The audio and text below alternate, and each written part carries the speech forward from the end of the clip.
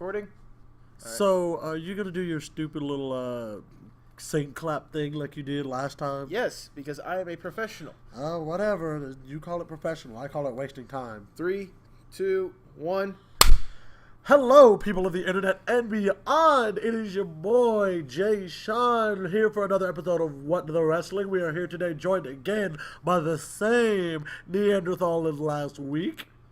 Why are you calling me a Neanderthal? My name is Nathan. You can call me Nathan for now. It's either Neanderthal or Troglodyte. Which one do you want?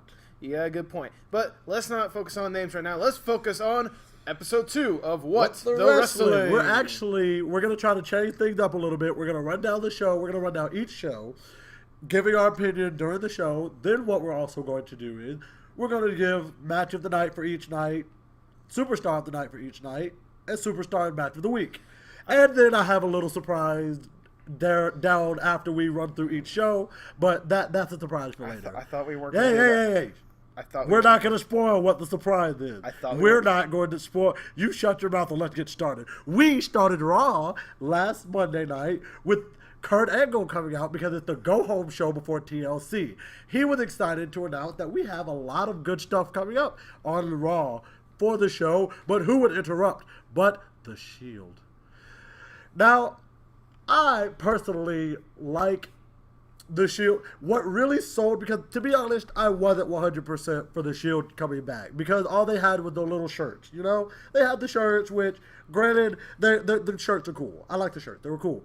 But Monday night, they came out and they had the old Shield riot gear, and I was like, okay, WWE, you won. You won this one. You won this one because I'm completely sold for the Shield and their old riot gear stuff. So not only did they have the gear, they also had the old theme, and they had their old entrance of coming out through the crowd. To be fair, though, the old theme is Roman's theme. It really is. But at least they started off with the Sierra the whole Hotel, India Echo Lima Delta Shield. Yes, they started with the old vocals, so that was notable. They came through the crowd, and thankfully Seth Rollins was able to jump the barricade and not land on his face like he did that one time. Did he jump the barricade? I thought it was just a normal climb. No, he was like trying to jump the barricade and he slipped, and it was a very notable reaction because he was like, ugh! He had. No, I'm talking about this time. I'm not talking about. Yeah, he jumped it this time. Okay, I guess I didn't notice that, but he jumped it this time. So they do their old they went through the whole 9. They went they surrounded the ring and all of that. So it was a good showing. Roman pretty much told Kurt hey, either you give us the mic and get out or we hurt you, which of course everybody was like, yeah, we get the old Shield or new Roman, whichever one you want to say. And it's old Shield.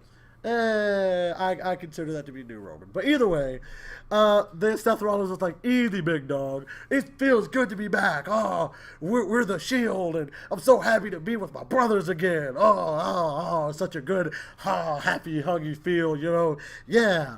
Then Dean Ambrose was like, yeah, I'm back. We're ready to fight. I want to fight people. I want to kick people in their face. Really, they all were really much playing their own characters just as a collective. So it was good for what it was worth. And I will give this opening segment a really good, well, that's not even all of the opening segment, but I'll give this portion of the opening segment a good, it was I'd give it a thumbs up for what it was worth. Shortly after, of course, then The Miz and The Bar, Cesaro, and I like how when Cesaro came out for this one, he just knocked down a couple of chairs that were standing on one of the tables. I mean, you might as well, he's the bad guy. You do something. Hey, I know it's you're the bad guy, but it's screw you, metal chair. Hey, you gotta make the behind the scenes crew work a little bit, don't you? Yeah, that's true. But they came out and they actually were trying to storm the ring. Kurt Angle, who I was surprised was still ringside, was like, hey, no. He was like, stay up there. If y'all come down here, you lose your match. And it was later announced, I guess, because people who don't have the WWE app don't know, which, by the way, we aren't sponsored by them, but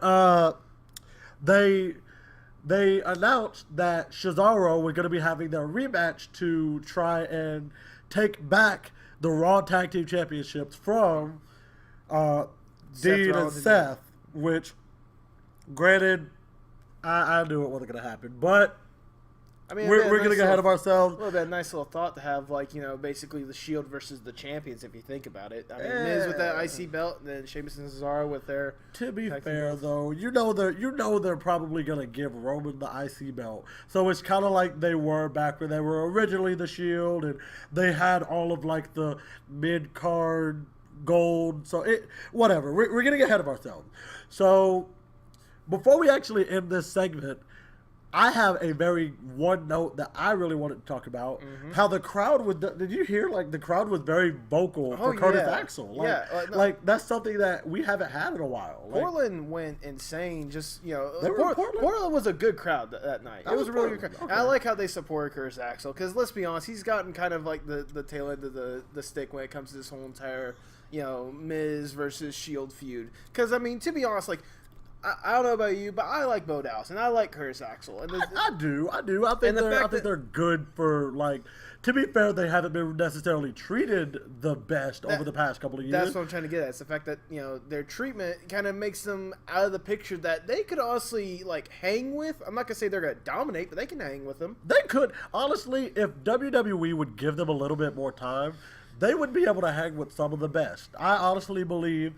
That Bo Dallas would have had they treated him better. He'd have had a couple of United States runs, probably a couple of IC runs if they really would have. If they'd have treated it right, we know wow. Shut up. You shut up.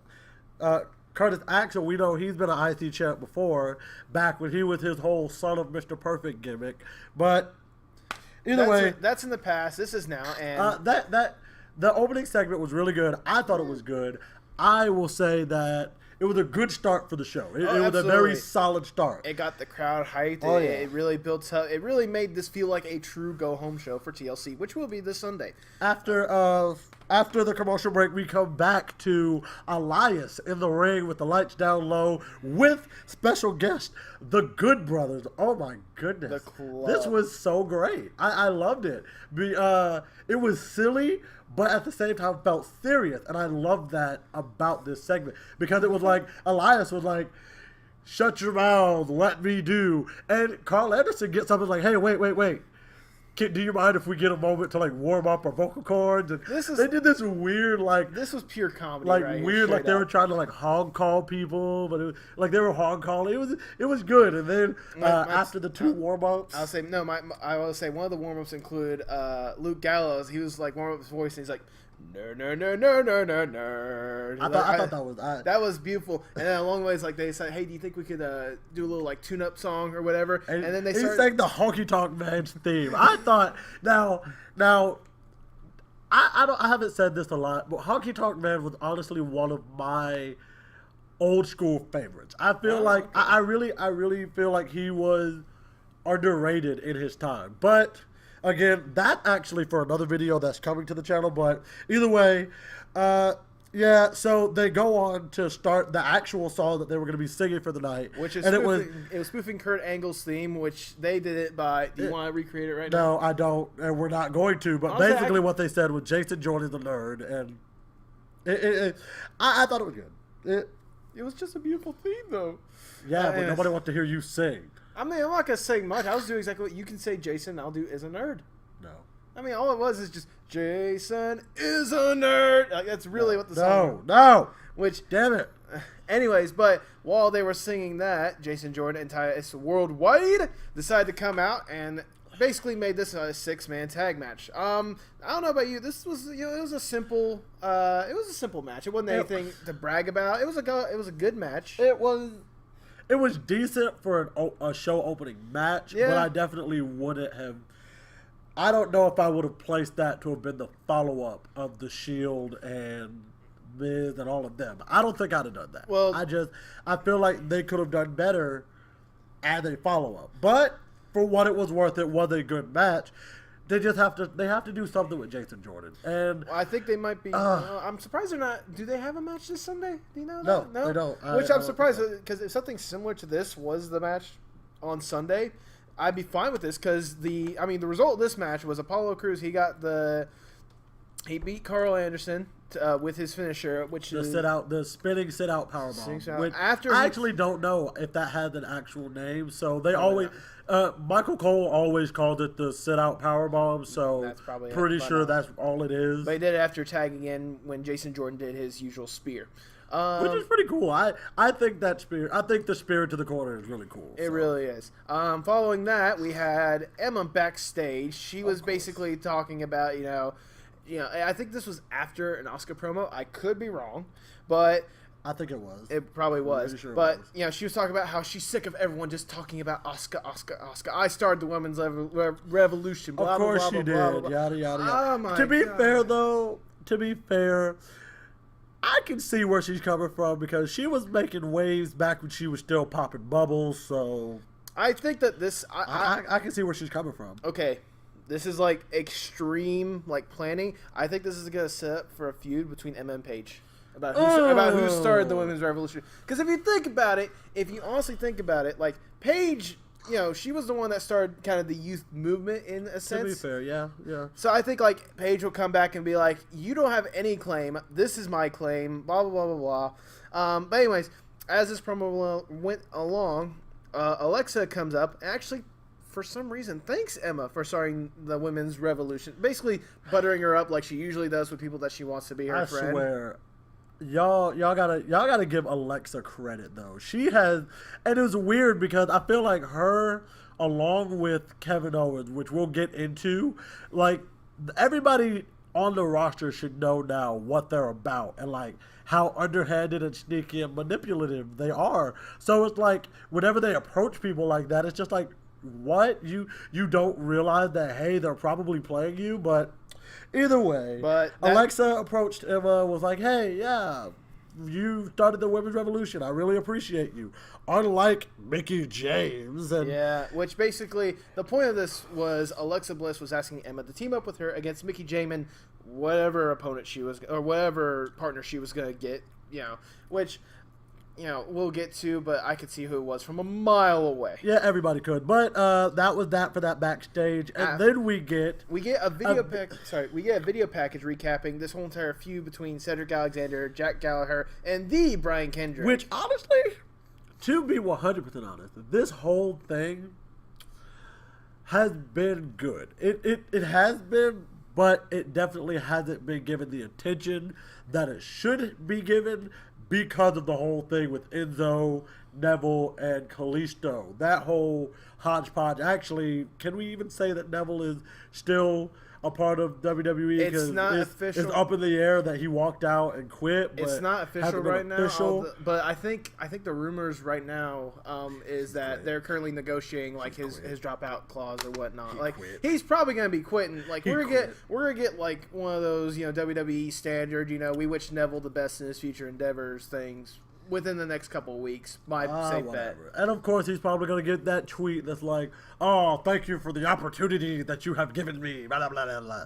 But either way, we get a match. We get Cedric Alexander versus Jack Gallagher on Raw. It was a good match. It was kind of short for the long ass pro video package that we got. It was long. But Jack Gallagher comes out. He has the Brian Kendrick behind him.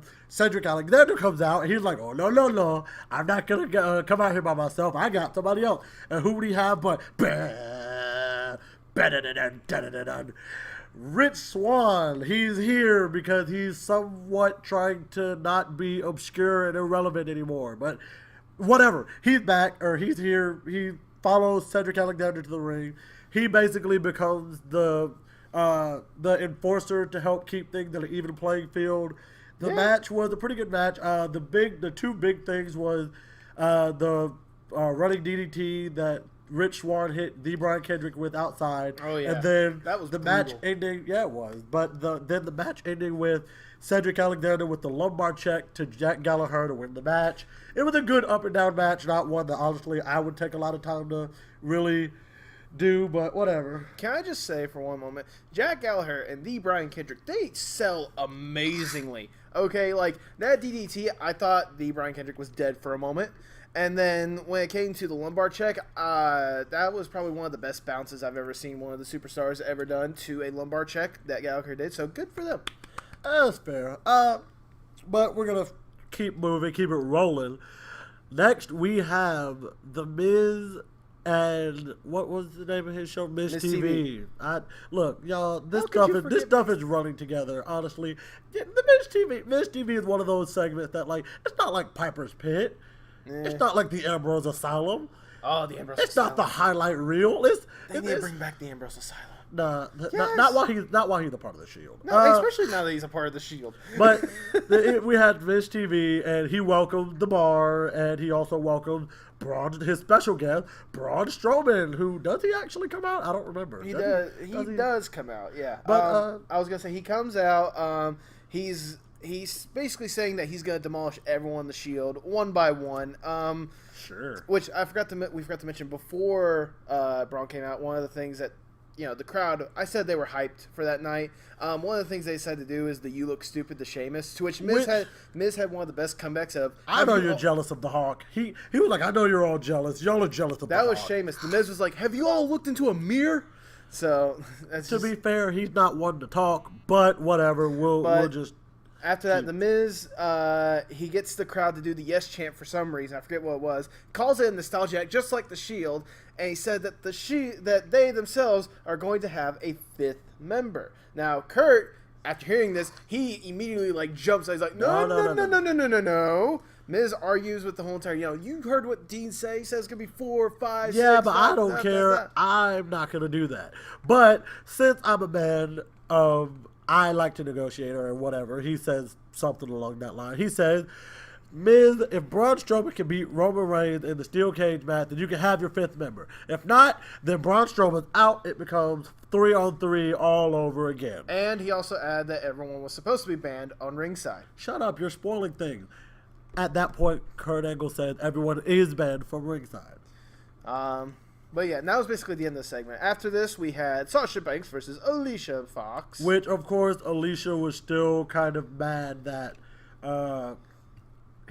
she got eliminated from the whole 5-on-5 whatever it's called. Yeah, she was still mad that she got eliminated by Sasha Banks. So they have a match, and it was very straightforward. It was a very quick match. Of course, exactly. It was very straightforward. It was quick. Sasha wins. She goes backstage. She goes for an interview. Then Alicia Fox sneak attacks her like a sneaky fox. I just did that. Yes. I was saying, and the ref was kind of like, no, you can't hit her. And then I want notes for this. She pushed him down. He looks up at her for a second and is like, no, you can't do this. And then he just gets so angry and like, what are you doing? I'm a ref. But he doesn't get back up though. He stays seated the whole time. But it's like, but you didn't get back up to continue to yell at her. So did she push you so hard that you actually got hurt? Like what happened? What happened, bro? What did you do? Are you okay? We wish the ref the best in his future. Oh, shut up. Anyways, after this, we had an Enzo Amore promo. He comes out saying that he felt robbed of the title belt, saying that Kurt Angle was corrupt. Basically doing his usual, I'm the money of, 205 Live. Kalisto comes out. He says that, enough is enough. That he says that no matter what Enzo blames, he's coming out of TLC the champion. Kalisto's going to come out of TLC the champion. Yeah, well, Enzo didn't really like that. I don't remember exactly what was said. There was some talk about money. He was the big cheese or whatever. And then Kalisto gets attacked by Noam Dar, Tony Nese. Mustafa Ali. No, Mustafa Ali helped him. Exactly. I'm sorry. I'm getting ahead of myself. I got this. It's Noam Dar, Drew Gulak, Arya Daivari, and Tony Nese. They ambushed him, beat him down. They beat him down pretty badly. And then Mustafa Ali decided to come out and try to help, and to no avail. Not no avail. He came out like Rambo style, was attacking everyone at first, but then they quickly got to him. Of course, it's 5-on-2. There was no way he was gonna act. They were gonna. Well, technically it was 4-on-2 because Enzo didn't really get involved until the end. But either way, Tony Nese used his running knee attack on the corner on Kalisto. The 5 go out and knock out Mustafa Ali. Enzo hits Kalisto with defeats, and as they were walking away, 2 things I noticed. One, Noam Dar somehow got Enzo Amore's denim jacket, and then I think he put his. He put his hat on. I think that was it Nice. I think that was Nice. I think it was Nice. Something that I want to say. Davari. All right. Well, either way, something I want to point out. The fans made a point of saying, "We want Neville." They chanted that during the segment, and I felt bad. I felt really bad, and I hate to be this guy, but Enzo's right. He had the point. He's the reason 205 Live is relevant. He's the reason the Cruiserweight division is relevant. It's the truth. I hate to be the guy to say it, but you have to admit that's the reason people have been talking about the Cruiserweight division. That's the reason the Cruiserweight division has gotten so popular. It's what happens. You can't really be mad at me because it's what happens. I mean, let's be honest. Neville has been like the cornerstone of this division ever since he got involved in the division. Okay, he has, but he hasn't given them as much. He hasn't been given as much attention as Enzo has. Oh no! For God's sake, they were a pre-show match at WrestleMania. Yes. And granted, they were a match at WrestleMania, but they were the pre-show match. The arena hadn't even been filled up yet. Come on. I mean, I agree with that. Under Enzo, they're probably going to have a main card match next year. I hate to agree with that, but you're right. Under Enzo, they probably will. And you know they're going to keep Enzo in the Cruiserweight title picture for a good and healthy long time. If they're going to do a match at WrestleMania, I hope it's a ladder match. Because that would be cool. Let's be honest, like the moves that those wrestlers can do, it would be the perfect match. That'd be cool. And if not for that one, at least for the IC belt. But we're getting off track. After this, we had the Raw Tag Team Championship, where we had The Bar go against The Shield. Announcer. He wants to be an announcer so bad, I swear. I think I could do it. I honestly think I could. Can you imagine me, the following contest is scheduled for one fall. No. And it is for the Raw Tag Team Championship. I would quit. You know what? I wouldn't even. If I knew you were announcing, I wouldn't show up. Wow. Who says you're gonna be a wrestler? Huh? Anyways, let's get to the action. It was a very high energy match. I thought it was a really good match. One spot in particular that was very much worth noting.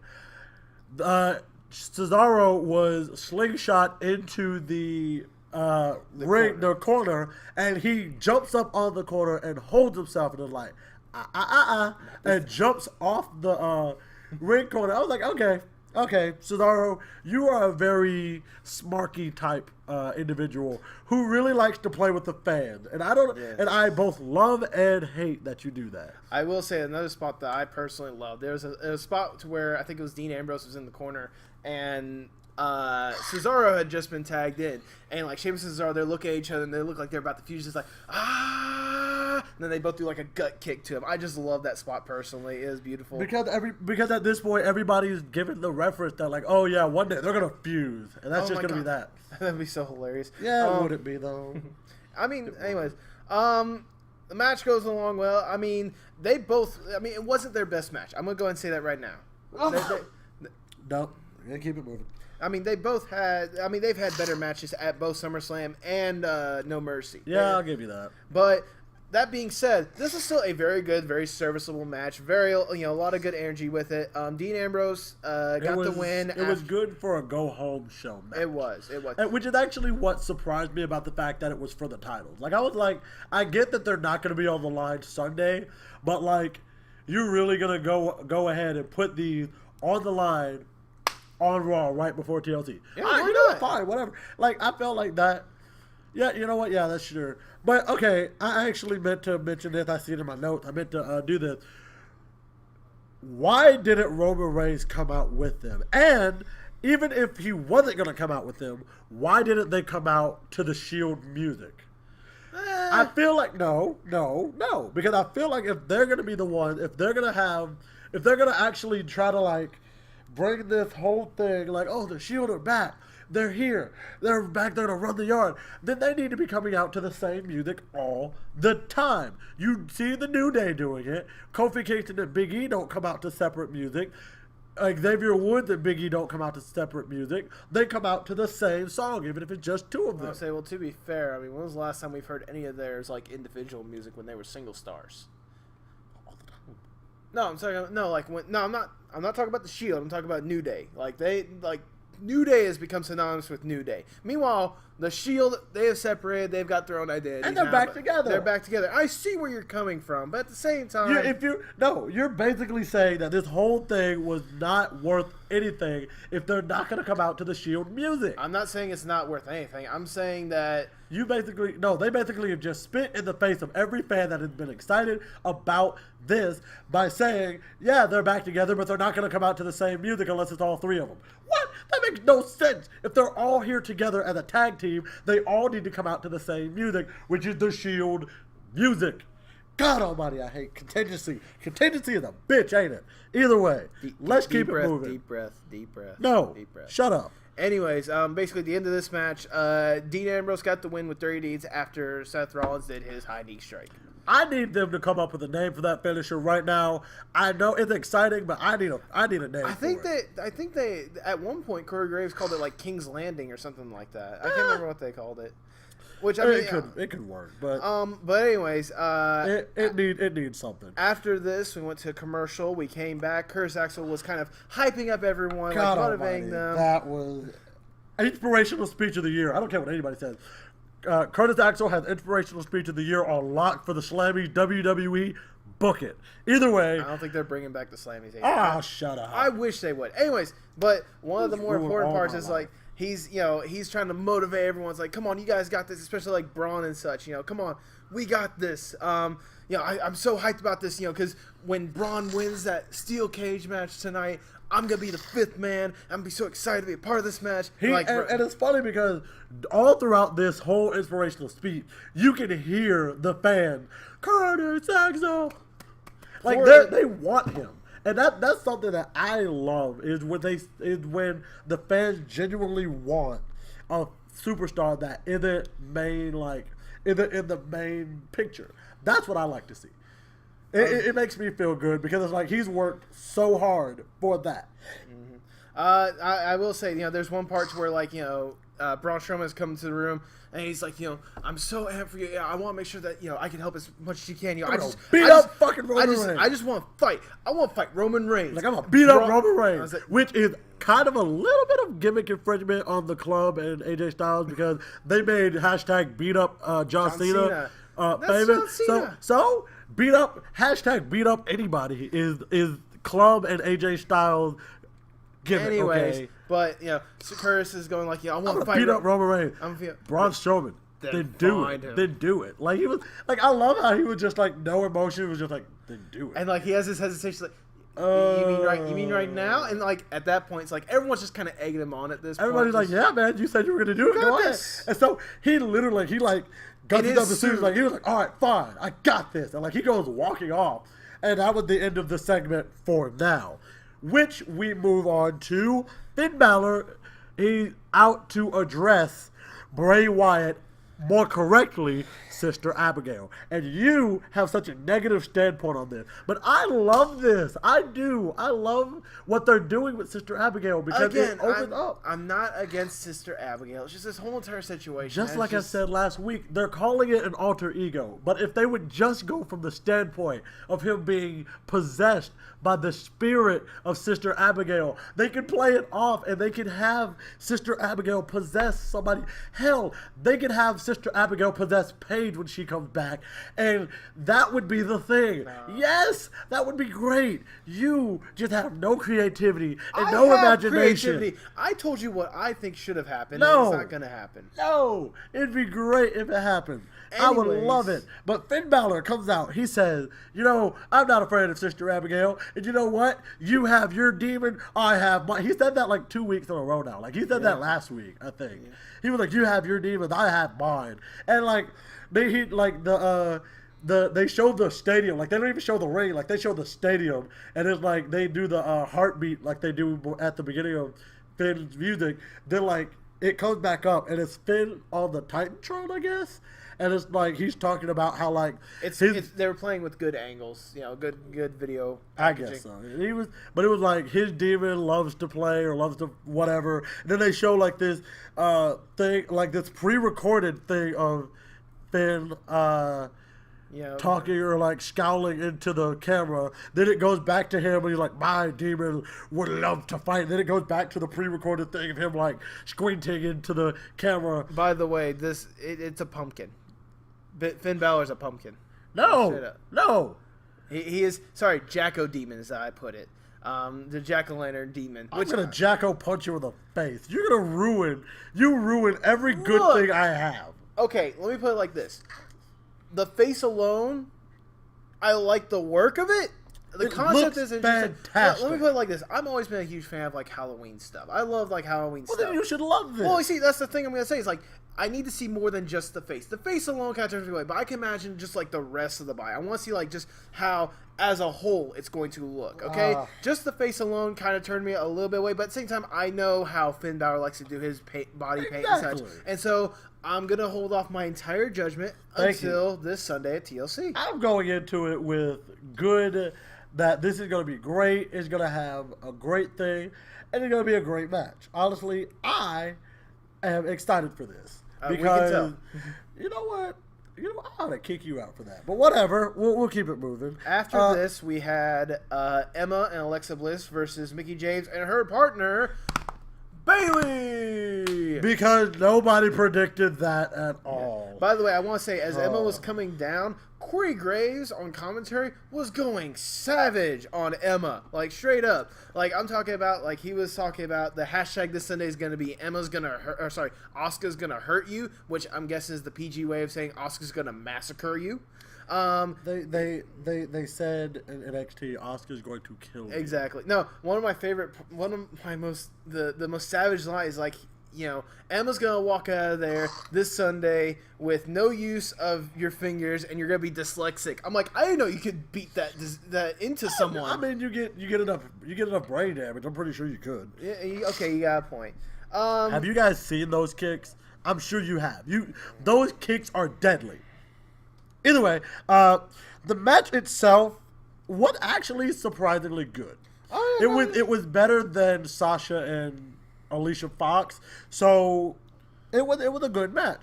The match ended, however, with Mickie James going over, pinning Alexa Bliss cleanly, because if it wasn't obvious before that Alexa's going to win Sunday, it's damn sure obvious now.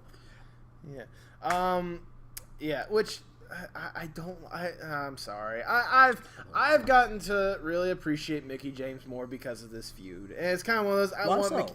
Because it's because of the biscuit buns thing, isn't it? No, it's not because of biscuit butt. That's like the cringeworthy thing. That's like freaking Chris Jericho being called Sparkle Crotch. No, it's Sparkle Crotch was amazing. Don't you ever? No, it was cringeworthy. Anyways, hashtag bring back Sparkle Crotch. No. Yes. Anyways.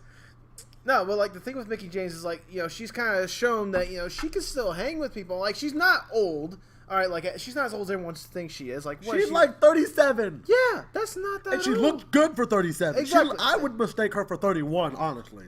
Really, 31? Okay. Yes, 31. Okay. I've seen some old 32-year-olds. Okay. You have a very good point. So anyways, I would mistake her for 31. But nevertheless, it's kind of one of those. You know, she has really showcased that, you know, she deserves at least one more shot. And if nothing else, I think she would be a good transitional champion for Asuka. Because if anything else, like, they've had their match before, and she looked really good in that match against Asuka. Yeah, that's fair. Let's be honest. I will give you that. And it's sad because we actually have the same thought on that. Because, honestly, it would work more so because then you would actually be like, okay, they've had beef before. They've had a match before. They know what to expect. The only other believable transitional star they could have, though, would be Bayley, which they're not going to give her the belt again. They're not doing it. They're not going to give her the belt. They're going to at some point. You know no. Well, maybe for WrestleMania, just because, you know, they want to have that big WrestleMania Sasha Banks. Because money. Of course. Because money makes the world go round. What are you talking about? You're not wrong. After this, we find Curtis Axel in the hallway. He's trying to find. Yeah, he finds the Shield. He was looking for him, but then he found him. He was like getting ready to go after him, like he was about to go after that job interview, like that amazing job. Like he was about to become. I thought he was about to like pull out a resume out of his suit and be like, "I'd like to apply for a position in the Shield, please." Yeah. Like I really did. Like He just came up so professionally. He goes up to them, and then we get the commercial break. Yeah. And you know what? That's fair. You know, they needed to have a commercial break there because they don't want to show all the good stuff right then and there. They get back from the commercial. Miz is with Cesaro and Braun.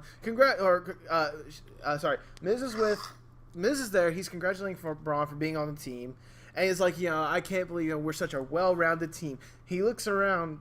Where's Curtis Axel? And they're like, oh. And I love how, like, casually, Sheamus and Cesaro was just like, oh, yeah, well, he went to go fight the Shield, yeah. And I want to say the genuine concern on Miz's face, I appreciate that. It was so great. He didn't even look. He looked concerned, but he was like, oh, my God, why would you let him walk out of the room? Why? You know he can't be left alone to do stupid things like that. Yeah, basically. Like, he really, like... Anyways, so he leaves. We cut to a different backstage segment to where Mickie James, I think Renee... Okay, Mickey and Bailey were like together. Bailey. They were doing the stereotypical like, oh my God, I love you so much. I love you too. Oh my God, it was so much fun getting to tag with you. Oh. You make it seem so much worse than it is. It was basically it wasn't that. Yes, it was. Anyways, but what was I gonna say? Oh yeah, Renee asked for like Mickey. Bailey goes away, and after a hug, by the way. Yes, after a hug. Mickey James was like, "Oh my God, I love her hugs." Like what? Yes, but like Renee is asking you like what do you what's your thoughts going into this championship match? And she's talking about how she's gonna be a 7-time champion. She called her Biscuit Butt again. I loved it. Biscuit Butt, but also like the thing that really got to me about this segment was she really got like emotional about talk about her son. She's got a 3-year-old son, and it's amazing to see him grow, and I want to be able to show him this belt whenever I go home after TLC. Which is funny because she actually left wrestling. She was in another company when she got pregnant. Yeah. And then she stopped wrestling to have the baby, got fit again. She did Mickie James, if you ever get to see or hear this, you did an amazing job having a baby, getting athletic AF again and coming back. I love it. Okay. You keep doing you. You are great. Either way, she quit, came back, and now she's in the WWE, and it was a good promo. It was a good, it was a very heartfelt, I'm actually doing this, and you got a genuine sense of, I'm doing this for my child, not you got a sense of humanity out of the character. Which is always good, because they always say the best characters are just their personalities turned up to 11. So it works. It works. After that segment, we find Miz in the hallway trying to find where in the world Curtis Axel is. And of course, you see you see his face. Then the camera pans over, and Curtis Axel is hanging from his feet like a dummy, and it is fantastic. And they're going up, they're showing all this, the refs go over all these professionals. They're going over, and it's my first thought is, how come no one noticed until Miz noticed that Curtis Axel was hanging upside down, shirtless, by the way. Because nobody cares. Nobody cared about. They get him down. Renee's there, and she's asking the Miz, what are you gonna do now that Curtis Axel, who may have been the 5th member? I love this so much. What are you gonna do knowing that he's gonna be gone? And Miz, his facial expression for half a second was like, what? What are you talking? Wait, what? What are you talking about? He goes, he was never my 5th partner. And Renee had the best facial reaction of just what? And everybody, which was such a good moment, because legitimately all of the guys that we all sit around and watch wrestling, we actually was well, then who could it be? Who could be the 5th person? And is Bo Dallas gonna just magically reappear and it's gonna be him? Who's this magical 5th person? What was the other option that we thought of? Samoa Joe? Yeah, we thought it could have been either Bo Dallas or Samoa Joe. Either way, we weren't gonna be mad, but it was so weird. But that led to Roman Reigns and Braun Strowman having their steel cage match. That was really that was that quick to the ending? Yeah. Wow. Which I don't know about you. This was an average Braun Strowman Roman Reigns match.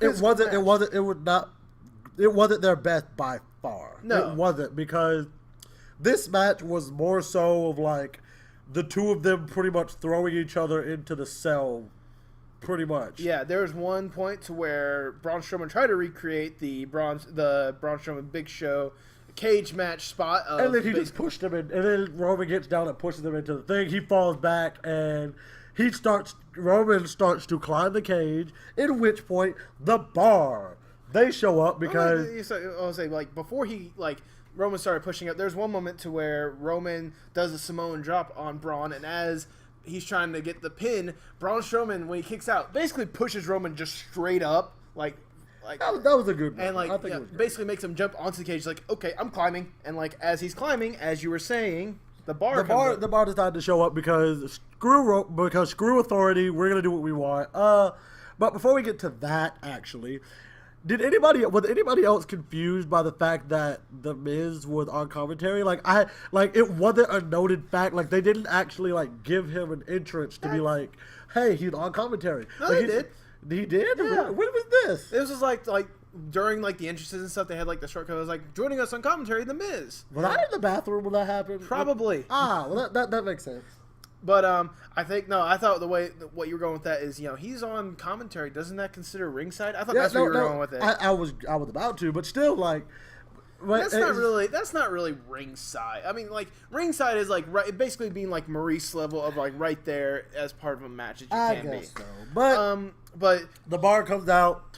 They pretty much prevent Roman from being able to get down, which I thought was stupid. Like, if he really wanted to, he could have jumped over them. True. Granted, he probably would have injured himself all the way down.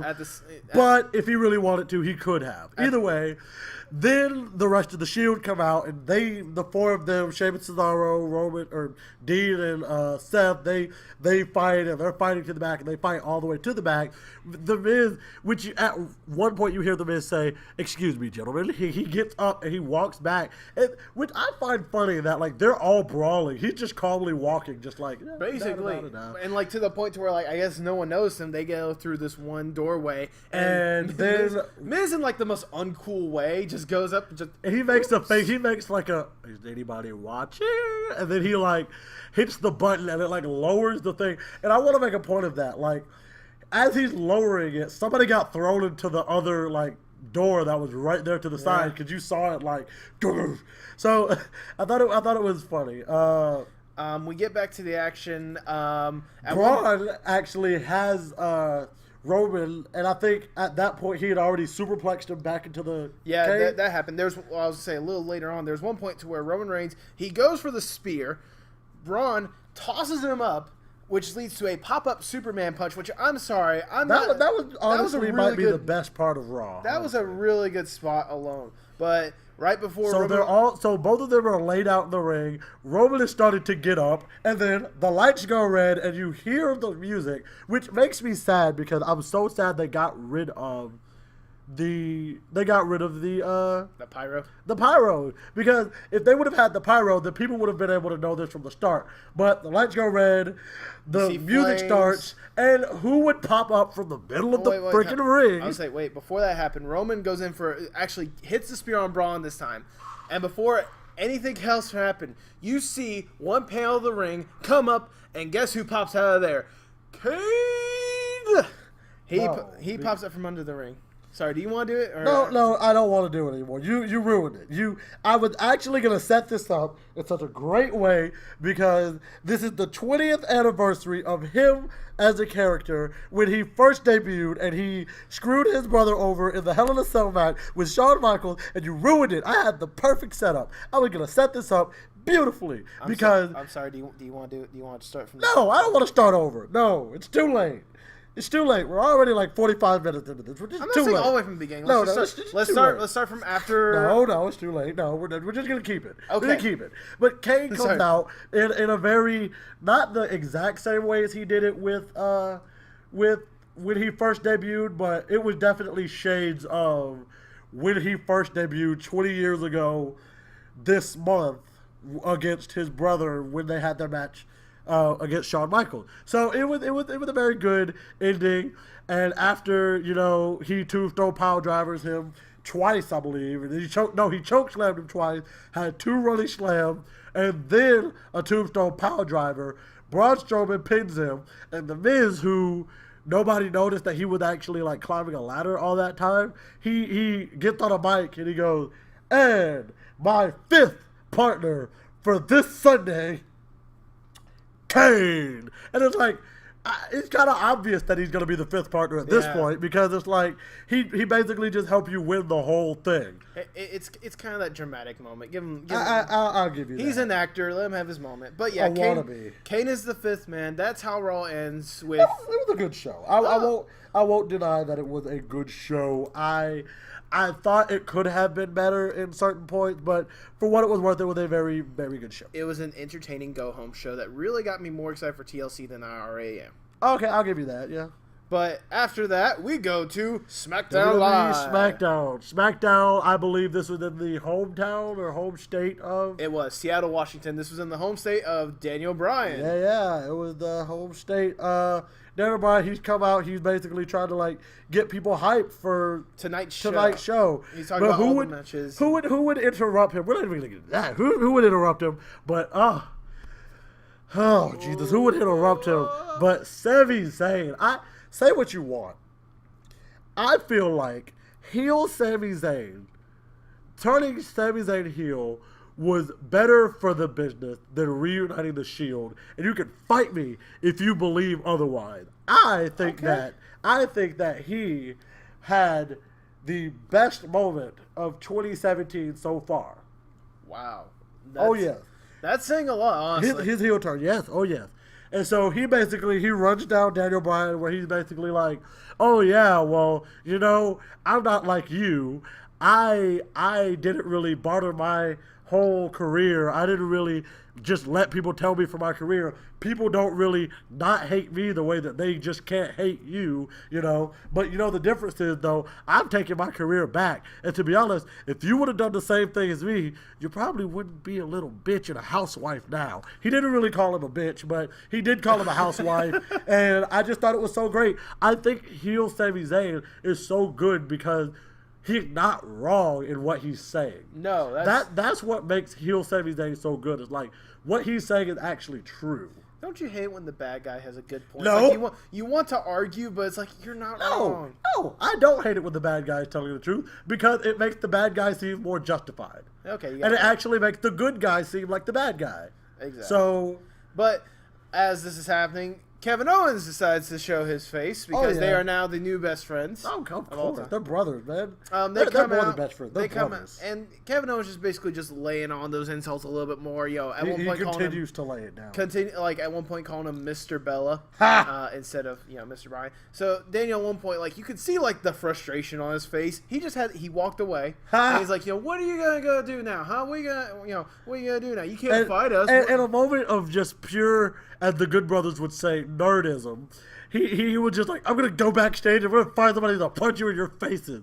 And it's like, bro, you could have said anything. You could have literally said anything but that. Time at one, it wasn't as wimpy as you made it out to be. Yes, it basically was. No, and like secondly, I thought the way he said it was actually just kind of, he was saying it in like a funny manner in a sense. It's kind of one of those like, it's like, what are you gonna do? I'm gonna find some guys to beat you up. It's a punch in the face. That's how I enjoyed it. I mean, it was a good opening promo, and like it got people again kind of amped up for the show. Yeah, it did. After this, talk about bringing down the show. We have a 6-woman tag match where we have Natalya, Lana, and Tamina going up against Charlotte, Becky Lynch, and Naomi. Can you? No. Can you stop? No, please? That was so terrible. That whole thing was terrible. The whole match. You could have done so much more with them. The fact that you basically, no, there's no timeout on this. No. Timeout. No. This was basically just, we have nothing better to do with these women, so we're just going to put them all in a match and let that be that. We can't be bothered to come up with anything else to do with them to fill some space, so we're just going to give them all this one moment. All of you just go out there and fight. There was nothing else for them to do. It was not better. There was nothing for them to do. Raw actually gave them time to do something. They had 2 freaking matches and 3 separate segments on Raw. You could do something better with them on SmackDown. You have 2 hours. You can fill that time with other stuff than just putting them in a 6-man tag team match. That was just crap, WWE. It was crap, and that I won't stand for. Those women put their livelihoods on the freaking line every time they step into that ring. They deserve more than that. They do.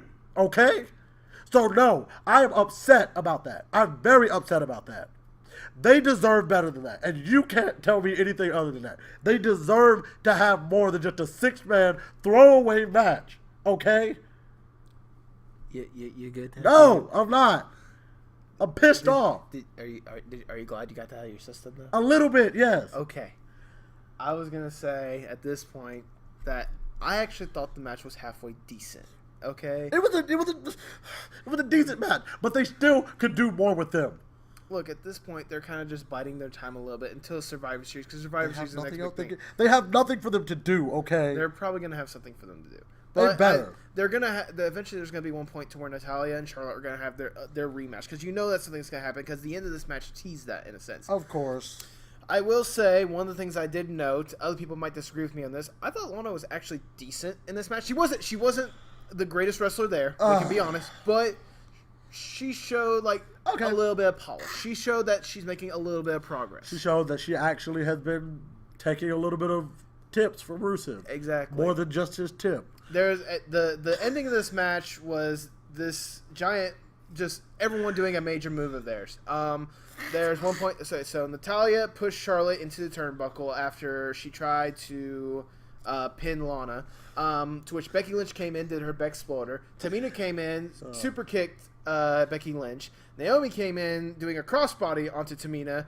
Lana tried to roll up Charlotte, who's still kind of knocked out, but then Charlotte woke up for some reason, kicked out, and then she did the figure 8, which Lana tapped out to. Charlotte wins. Tap. And then, almost immediately, Natalya tried to hit her with a steel chair, but she, blocked it and gets all the, best offense, I guess.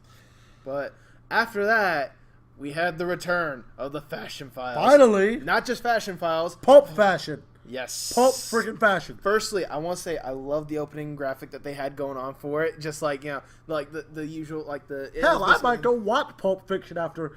Yo, that was... Honestly, that might have been one of the best, if not the best segment of SmackDown this week. Honestly, because, one... WWE's really starting to piss me off where they're just like, oh, yeah, we're gonna have the match, we're gonna have this Fashion Files coming up, but it's no, it's not this week, it's gonna be next week, and it's no, you said it was gonna be last week, but for what it was worth, it was this week, and it was good. It was good. I enjoyed it. They're teasing that. They're teasing something with the Ascension. The Ascension. No, they're teasing something with the Bludgeon Brothers. The 2B. No. The two brothers. I think they're the Bludgeon Brothers. To give kind of a rundown of how it went, the Ascension are being interrogated for some reason by the Fashion Police. Come on. And what was it? Fandango was dressed up as John Travolta's character, Vinny Vega. I love it. Yes. And it's they. It's I'm going to need help from my partner. Tyler Breeze was dressed up as Uma Thurman. Yes. Joined them, and then they had the whole entire little back and forth, little what? No, he said, I think Tyler Breeze says, you know what they call a burger in Paris, right? A Royale Rumble with cheese. And they had the whole entire what? Say what again? Say what again? Say what again? I dare you. What? And then they had the whole thing with the whole adrenaline shot where she passed it she overdoses and you have to give her the adrenaline shot to the chest, which I love that. I love that scene because apparently Tyler Breeze was allergic to pickles, and so it's you have to take this allergy shot. We'll help you. But only the Ascension's we'll help you, but only if we can become best friends. And Fandango's hesitant, but it's fine. And he's about to do this time part when Tyler Breeze shot up, and he's I thought you had an allergy attack. And Tyler Breeze's I don't have an allergy. That bun was just horrible. And what is it? And I think one of the Ascension was that's because it has gluten in it. We love gluten. Again, one of my favorite lines. I love when they call back stuff as they're having this little argument back and forth. You love when they call back stuff. I will remember when you said that too. I will remember you said that. I'm putting that on my notes. There's a difference between callback and nostalgia. Anyways, what is it? You said it. I'm keeping it. But I was at one point, I believe it was one of the Ascension, either Connor or Victor. I know it's really narrowing it down. They noticed that the case is gone, and it's oh no, where did the case go? And Ascension, they were trying to find a fashion file for a symbol, and then the fashion police look at it for a second. Fun Dog was like, I'm just gonna walk away. We're just gonna walk away right now. Just walked away. I would walk away too. Basically, like me in any social situation. Yep, exactly. No, we're actually being truthful. Like, yes, that's the truth. Anyways, after that commercial, we had Baron Corbin versus Sin freaking Cara. Where in the absolute hell has he been? Like, he's been in the freaking wrestling. What is it called? Not heaven, hell, not purgatory? heaven, yeah. He's been in wrestling purgatory for like ever. Actually, I'm gonna stop you right there. You know he's actually releasing like a shoe line with Foot Locker. Oh my God, that's even worse. Or like it's like a little fashion. It actually looks pretty cool. Like, oh my God! Calm down. Hasn't been on TV in months, but he has a friggin' shoe line coming out. Well, keep in mind, what the absolute? I mean, how long has Sin Cara been part of the WWE? Too long. Time out. Calm down. No. I will not calm down. You know I get upset about things. Anyways, but... Wrestling purgatory. He has been in wrestling purgatory forever. He needs to go back to wrestling purgatory. Can we at least... Either that or he needs to go to TNA, which I guess is honestly the same thing. But still. No, that's hell. Purgatory is like PWG or something like that. Oh, come on. No, sorry. Purgatory is Lucha Underground. Anyways, so... You really just lost like half of our fans. You know that, right? All 20 fans we had, you just lost half of them. To be fair, I've never watched Lucha Underground, so... And then there goes the other half. Damn it. Anyways, calm down. No. Why are you getting so... Because I can. Anyways, can we at least agree that Baron Corbin was beautiful in this segment? Like, he was wonderful in this segment? Because I don't want to agree with you on anything. Fine, yeah, sure, whatever. Like, he came out, and then, like, Sin Cara came out, and they were about to announce, and Baron Corbin snatches the microphone, and he's like, who here wants to see the United States Championship Open Challenge? And the crowd was going crazy. Yeah! Well, too bad. It's closed for good. Which, amazing. This match, it started... Again, it was one of those, like, it was really quick. Like, it was really high energy going out. Like, Sin Cara was really trying to show something. He's trying to show that he's been in purgatory for too long and he wants to come back. Anyways, at one point, Sin Cara goes for a top rope dive to outside the ring because they get outside the ring for some reason. Sin Cara gets back in and he wins via countouts. Which was stupid.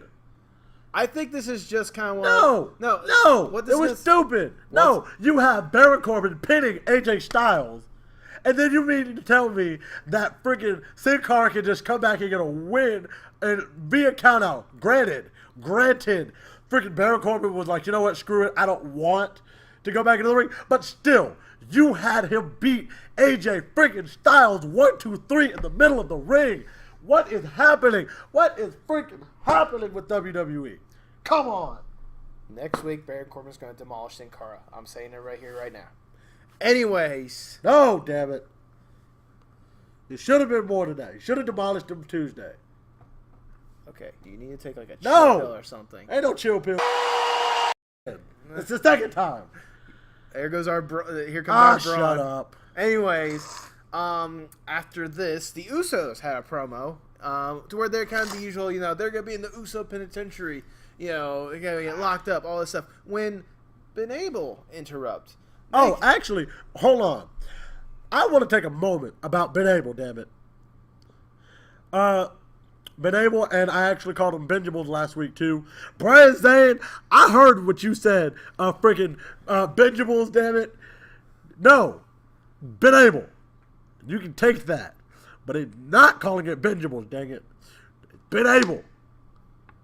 You can fight me on that one. I'll meet you. Come on, bro. Look, we're trying to get fans, not alienate them. Come on. No. Come on, Brian Zane. I know you're out there. I know you probably can hear this. Come on. You're asking for us. Throw me a line, Brian. Throw me a line. Come on. At What The Wrestling. At What The Wrestling on Twitter. Throw me a line. He's not asking for a feud. He's asking for online recognition. Come on. Throw me a line. Come on. Anyways, Ben Abel interrupts, saying that they're going to be going for those titles, and they were doing like this whole entire rap thing or whatnot, which was super cringeworthy. It was, especially for Chad Gable. They go out for the handshakes, like hey, respect, and like they're both like, oh, I thought we were gonna psych, and I like how what was it, Chad Gable? He's like, you thought? And it's like, you gotta think. Something along the lines of that. After this, we go to commercials. We come back. There's a Bludgeon Brothers promo. It's in the woods this time. Well, I want to know your opinion on this promo this time. What did you think of it? I'm concerned because obviously they're still making use of Bray Wyatt, because last week they were in his spooky closet. Now they're in the backyard of the Wyatt compound. So I'm concerned. I'm gonna be honest about this. I thought this promo was like super cheesy, but it was like one of those so cheesy it's good. I'm excited to see where they're gonna go with this. I'm interested to see where they're gonna go with this. I'm very concerned. That's all I'm gonna say. After this, we had a Jinder Mahal coming out for an announcement. He was coming out to say, I've had this trip in India. Don't do the accent.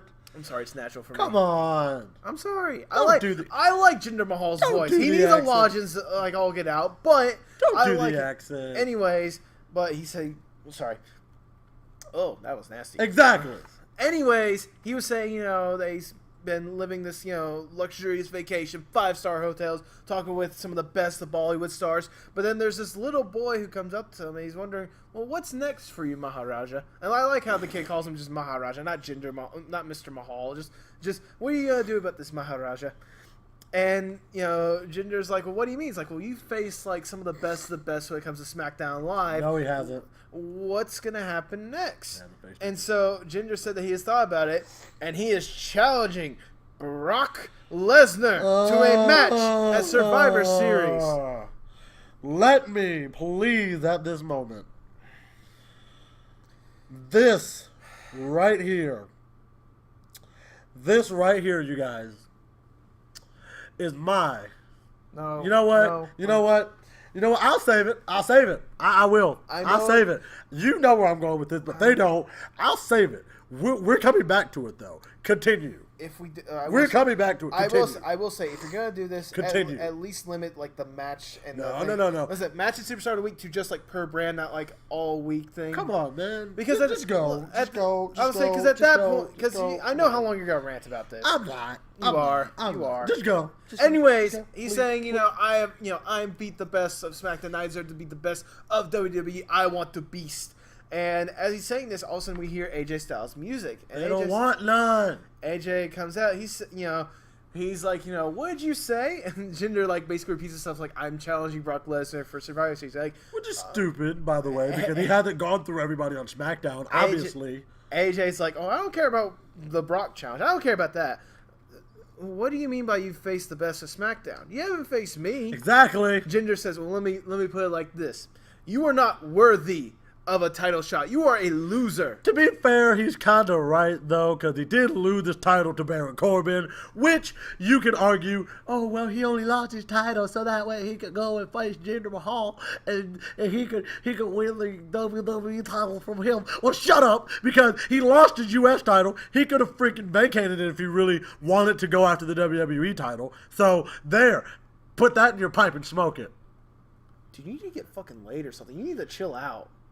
I'm going to freaking punch you in the face if you ever come at me like that again. Anyways, freaking, what was I going to say? It's like, in my country, you are not even worthy of being on the soil. To which AJ is like, well, we're not in your country, are we? And basically USA and all that stuff. Of course. I also love how Jinder Mahal had the "don't you know who I am" moment. And don't you know I don't give a crap who you are? I would say that's basically was AJ's reaction when he attacked Jinder Mahal. I do want to say, I want that moment in my life to where I can ask someone, don't you know who I am? Or do you know who nobody, I am? But here's the thing, though. Anytime you ask them that, they're going to say no, and I don't care either. Now you're just being rude. No, fuck you. You just said I need to go get laid, which I do, so shut your face. Anyways, but AJ attacks Jinder and the Singh brothers to where they basically run away. I believe we cut the commercial, we come back. Daniel Bryan's in his office, and Jinder goes up to him, and he's like, this is disrespectful. What are you going to do about AJ attacking me? And he's like, well, I don't know. What are you going to do about it? And he's like, I'll tell you what. Sumil here is going to face AJ Styles next week. So that match is set.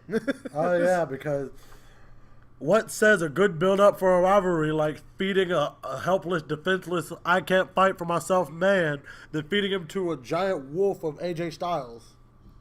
I'm going to be entertained by this match. I'm going to be blunt about it. It's going to be a short freaking match. Oh, I know it is. And if Samir actually picks up the win due to the fact that interference, I am going to lose my absolute mind, and you people are going to just have to hear it. Anyways, after this, we had Bobby Roode going up against Dolph Ziggler, the Hell in a Cell rematch. And you know what? I have officially changed my mind for later. But continue. Wait, I got this one. This match was trash. It was absolute trash. It shouldn't have happened. Screw what anybody says. This was a terrible match. The match ended with freaking Dolph Ziggler rolling up Bobby Roode, taking a handful of his tights, and winning like that. Because 50-50 booking is still a thing. Screw everybody. Screw the fans. Have a nice day. What is your beef with SmackDown this week? I am just upset all around because they have so much. SmackDown has so much potential, and for them to be called the land of opportunity, they don't do it well. Anyways. Anyway, you know it's true. After this match, we had the announcement that Brock Lesnar is going to be responding to Jinder Mahal's challenge on Monday. So basically, Paul Heyman's just going to say, we accept. Lesnar's probably going to say something along the lines of, I don't care about your country or something like that. Nah, I don't feel like they're actually going to be I don't think they're going to accept the challenge. I don't. I think they will. I don't think it's going to be accepted until somebody goes to the other brand. I think that's going to be when they actually accept the challenge. After that announcement was made, we get Aiden English backstage. He's going around, he's singing. He swoons one woman. Then he goes up to two guys who are trying to look like they're having a conversation, but not really. He tries to sing, but like they're not, they're basically saying, who cares about your music?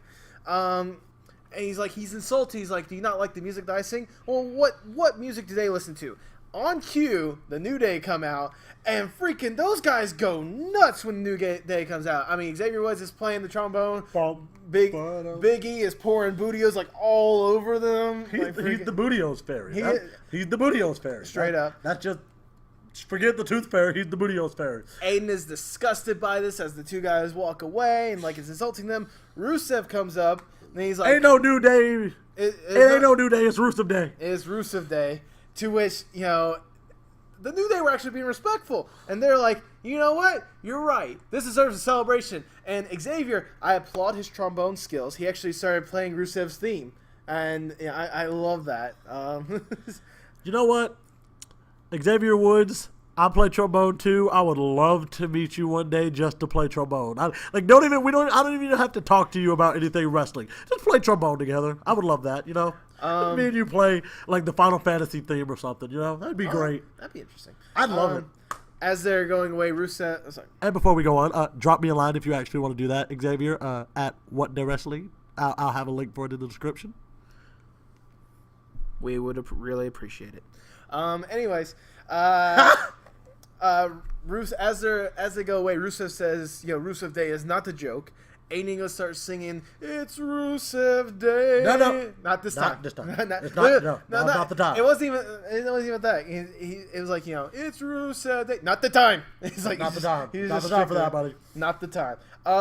After this, we get to our main event, which was the beautiful team. Oh, this team is better. This team is so great. I love it. It's Sami Zayn and Kevin Owens, and they're facing Randy Orton and Shinsuke Nakamura because they have nothing left for the two of them to do because they really don't. It was a great match. I liked it. I thought it was great. Heel Sami Zayn is fantastic. He does everything right. I don't think there's anything wrong that Sami Zayn can do. And heel Sami Zayn. Just, yes. I love it. Heel Sami Zayn forever. I don't think he can ever go back to a face persona. It has to be heel Sami Zayn forever. I wouldn't say that. Forever. I would say this is, if we're gonna compare like careers, since Sami Zayn did in the beginning, if we're gonna compare like Sami Zayn to say Daniel Bryan, this is basically like Daniel Bryan's Team Hell No days. Don't you ever hold the hipple up. No, you are not about to compare Daniel Bryan and Sami Zayn. No, I don't want to hear it. I'm not doing it. Sami Zayn said no. They came up in the same company. I'll give you that. But we're not going to compare them because Sami Zayn is too amazing to be compared to that, okay? No. Anyways, heel Sami Zayn is the shining light of SmackDown Live right now, okay? A couple of spots I wanted to point out. One, there's one moment to where Kevin Owens, I think this was after the commercial break, Kevin Owens was set up for Shinsuke Nakamura's knee strike, like the uppercut knee strike into the corner.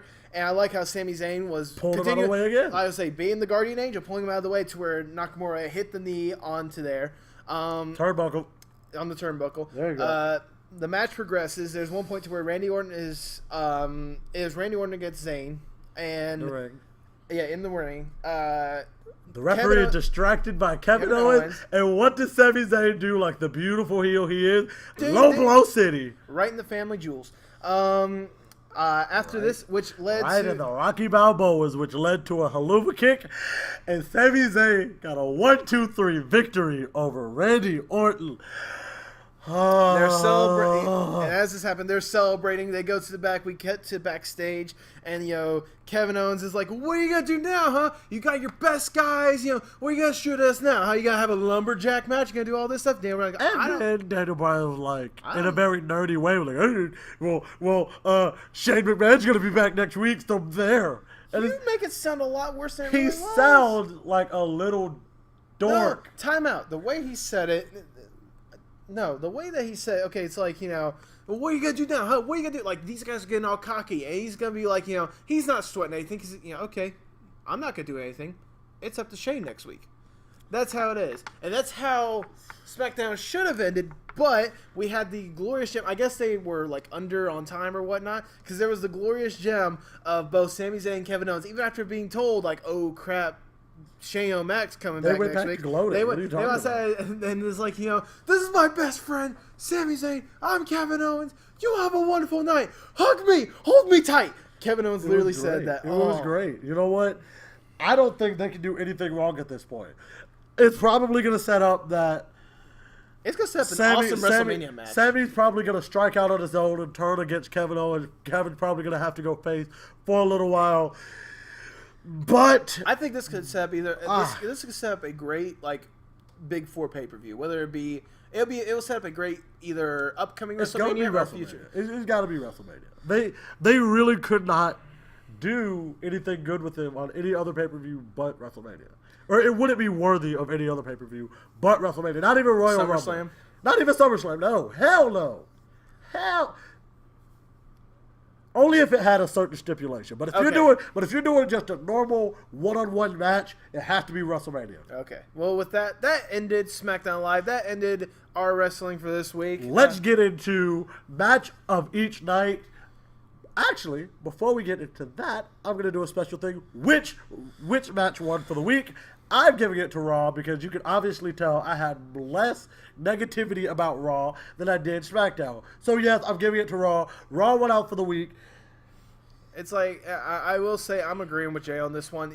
Nothing against SmackDown. My personal opinion, I like SmackDown, but Raw got me more hyped. It got me ready for TLC, which is coming up this Sunday. So I will say, to be fair, it's to go home. It's to go home for the pay-per-view. It should have gotten you more hyped than the other show. But still, I will say though, in more recently, some of the go-home shows for some of these pay-per-views haven't really lived up to good standards. Let's be honest for a second. Which actually kind of means that the pay-per-view might be trash, but I'm not going to think like that. I'm thinking that it's still going to be a great pay-per-view. We'll think about the pay-per-view on... we're doing a prediction. No. That's a surprise. That's a surprise? It was supposed to be. Actually, forget what I said. Let's get back to... No, see, he's already said it out the bag. We are going to be doing a prediction podcast/video this weekend sometime. Don't quote me on what day specifically. It'll just be up before the pay-per-view. Sunday at the latest. Sunday early, but either way, we will be doing a prediction thing, so check back for that eventually. I'm sorry, I thought the other thing was the surprise. No, that's also a surprise, but that's coming later. All right, so let's get into match of each night. Match of the night for Raw, for me, I'm just going to give it to them. Braun and Roman, steel cage. Would you like to elaborate, or are you saving that for... honestly, it was good storytelling. It was, even though it wasn't the best match that they've all had, it was just good storytelling. You know, everybody got involved with the Bar, the other members of the Shield. The Miz got involved, even though it wasn't necessarily directly in the match. Then you had the good way of like how Kane was like introduced into the whole fold of things, and it was really good, and I enjoyed it. I thought it was good, so that's why I'm giving Raw, which is why I'm giving the Steel Cage match of the night. And you know what? I'm actually going to agree with you on this one. Of course you are, because I'm amazing. Well, I mean, I'm looking back on the notes, and when I look back on this, like, most of these matches were solid. Like, the only close contender would be, like, the Raw Tag Team Championship. But at the same time, like, I'm comparing that to, like, the other Tag Team Championships that they've had. Meanwhile, like, this match just alone in its own capsule, like, it was a really good match. You know, you had moments to where, like, you thought Roman was possibly going to win, bringing it back to the 3-on-3. You had moments to where you thought that Braun could be usual Braun, you know, do something amazing. But, like, it certainly had that element of surprise whenever Kane came out. Because, I mean, no one expected Kane.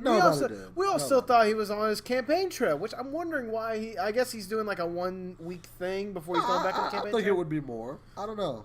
Well, no, because I think he's still going for the campaign. Like, the election's in like, I don't think they 3 haven't weeks? even started. No, the election started in like 3 weeks or whatnot. Which is probably why he did it. Like, this is a good publicity stunt, to be honest. I don't know. Depending on what crowd you want to go for. It's like, hey, look at me being violent.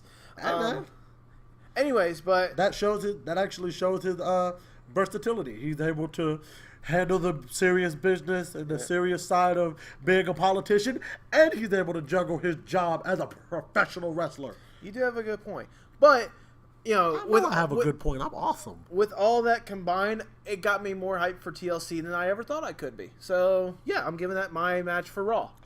SmackDown, honestly, wasn't anything that really stood out for matches, but for matches' sake, I'm definitely going to give it to the tag team main event. I'm giving it to Kevin Owens, Sami Zayn, Randy Orton, Shinsuke Nakamura. It was a good way to cap off the end of the night, honestly. I'm going to do something a little controversial, possibly. I'm not picking a match for my match of the night. I'm going with a segment for my match of the night. I'm actually giving it to Pulp Fashion this week, okay? Okay. Straight up. I'll give you that. It's one of those, like, you know, because, it's very hard to be disappointed by an episode of Fashion Files, okay? And I'm saying it's hard. I'm not saying it can't be done. I'm just saying it's very hard. I love the Fashion Police. I love Fandango. I love Tyler Breeze. I love the Ascension. They're part of just trying to be involved in all this kind of stuff. I love how they're like calling back to like these old cop shows and these old cop movies and such.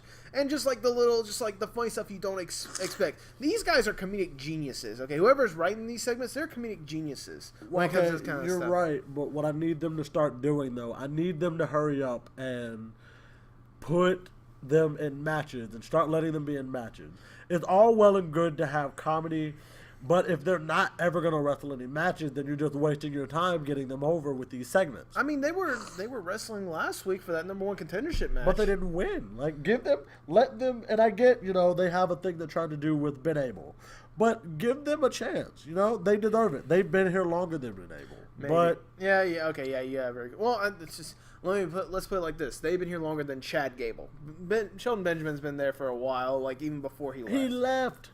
Okay, but yeah, that's my segment of the night. I'll call it segment of the night. All right, superstar for each night. Raw. I'm gonna give mine to 3.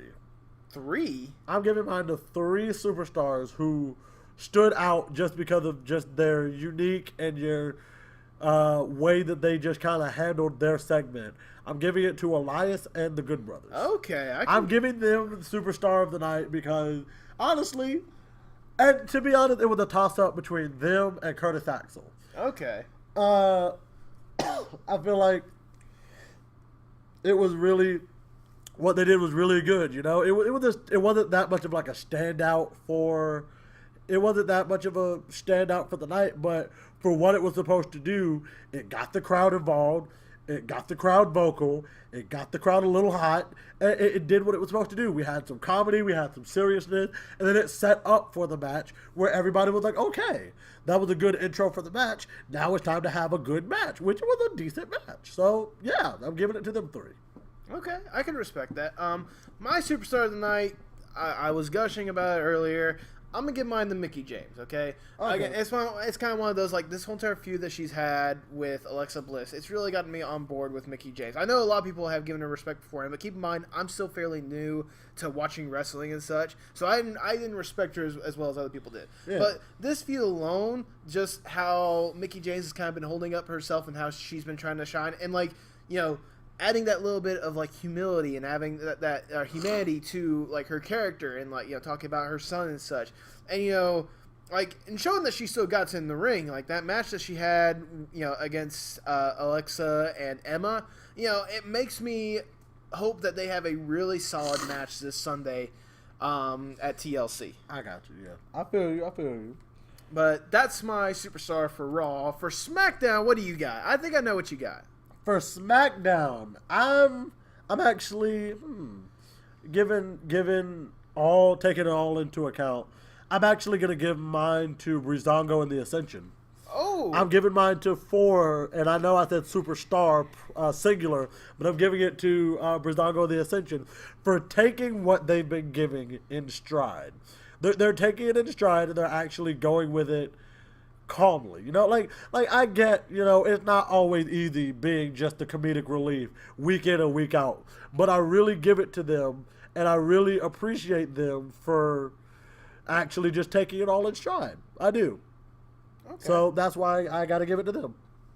My superstar this week, I'm actually going with AJ Styles. Okay, why? Yeah. Why? Well, mainly because, let's be honest, AJ Styles is one of the best wrestlers in the WWE right now. He really is. And the fact that, despite, he came out against Jinder Mahal in this segment, and he shined in this segment, in my opinion. He came out and he's like, I don't care about what you have to say for that right now. I want my shot. This is the house that AJ built. I'm going to prove it. And, it's one of those, like, he is showing that he deserves to be in that main event scene again. Because he really does. He is one of the best wrestlers in the world right now. And I could watch him wrestle a million matches. I really could. I couldn't watch him wrestle a million matches just because I'd get tired of watching him. Because, honestly, that would be an AJ overload. I mean, we watch how many matches of John Cena at this point, and we never get tired. Well, don't you ever disrespect John Cena like that. I'm not disrespecting him. I'm going to. Don't make me camel clutch you into next year. I will do it. Don't make me do it. I don't want to do it. If you disrespect John Cena again like that, I might just have to. Anyway, don't disrespect him, bro. Don't disrespect him. Anyways, I'm giving AJ Styles my superstar of the week. I think I should about wrap it up. No. You're trying to move past it. We ain't wrapping up nothing. We got one more segment. This is the new segment that I'm introducing simply due to the greatness and the amount of reaction that I got last week. I'm introducing, yes, a lot of people actually love this segment or love this. So I'm introducing the dry macaroni moment of the week. That is the moment in the week. You shut your mouth because I can do this. The dry macaroni moment of the week. This is the segment or match of the week that left a bad taste in my mouth. And this week, honestly, at first I was going to give it to the thing with Jinder Mahal calling out Brock Lesnar. But after giving it a little bit more consideration, I'm giving the dry macaroni moment of the week to Bobby Roode and Dolph Ziggler. Simply because first off, it shouldn't have been another match. It shouldn't have been a rematch. They could have just talked this week. It would have been that. 2, if you were going to have Dolph Ziggler go over like that, you could have done it any other way. Let him win by disqualification or something. Don't let him win by the same way Bobby Roode won. And 3, for God's sake, Corey Graves called Bobby Roode a young man. Bobby Roode is 40. Though I will admit, he wears 40 very handsomely. He's a very handsome young man. And yes, I did that on purpose. But yes, the dry macaroni moment of the week goes to Dolph Ziggler and Bobby Roode because God almighty, they didn't need to have another match. They didn't. But can someone just give no? Sorry, can someone give Jason here just like a foolproof macaroni thing so he never has to deal with dry macaroni again? No. This is gonna be a thing.